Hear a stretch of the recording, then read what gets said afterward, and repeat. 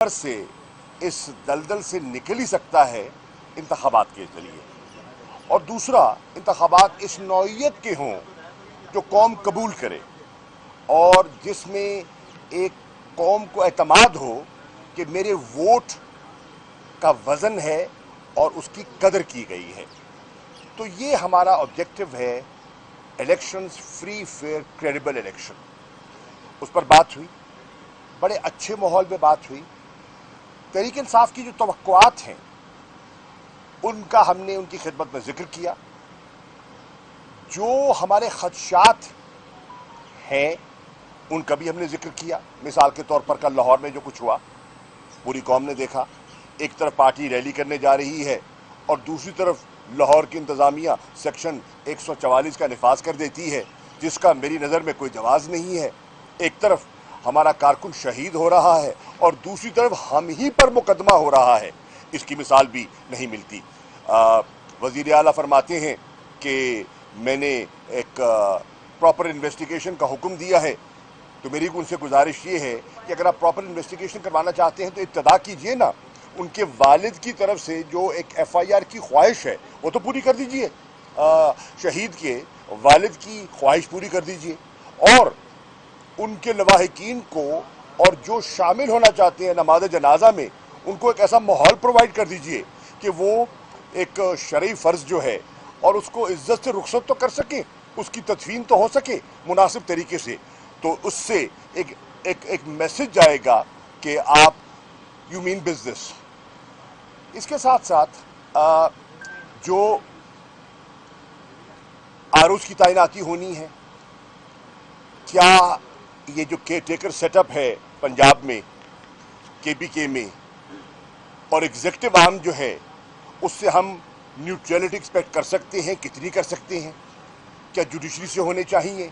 माजी में होते रहे हैं, आज नहीं हो रहे, वजूहात क्या हैं? क्या जुडिशरी से दरख्वास्त की जा सकती है कि इस पर नज़रसानी करें और ऐसे आरोज आ जाएं जो कि जिसके कुछ लोगों का एतमाद बढ़ जाए? लॉ एंड ऑर्डर सिचुएशन है, पोलिंग स्टेशन को मैन करना है, क्या पुलिस की कैपेसिटी है? नहीं है। तो क्या दीगर लॉ इन्फोर्समेंट एजेंसीज ने अपना किरदार अदा करना है? शफाफ इंतखाबात में जितने स्टेक होल्डर्स हैं उनने अपना किरदार अदा करना है। क्या वो तैयार हैं? अगर हैं तो वो क्या करेंगे?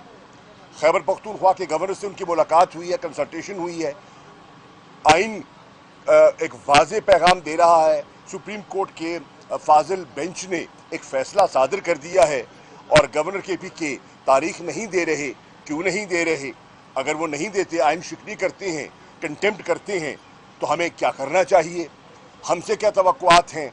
हम तो चले जाएंगे कोर्ट पे, हम तो कंटेम्प्ट फाइल कर देंगे। इलेक्शन कमीशन से क्या तवक्कुआत हैं? वो डेट आएगी तो कब आएगी?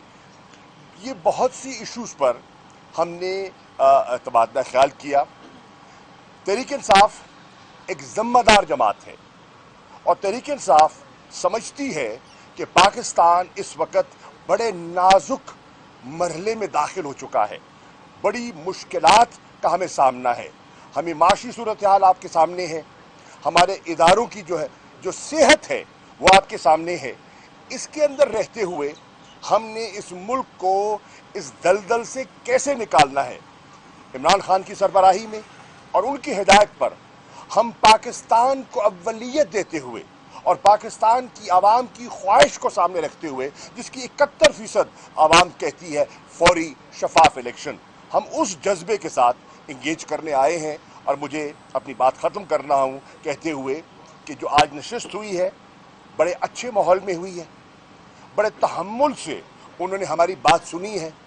जो उनकी जो गुफ्तगू थी और जो उन्होंने कुछ फरमाया हमने उसको नोट भी किया है और अपने चेयरमैन से उसको शेयर भी करेंगे और कोशिश करेंगे कि एज अ पॉलिटिकल पार्टी हम क्या फैसिलिटेट कर सकते हैं इलेक्शन कमीशन को to achieve the objective of free fair credible election.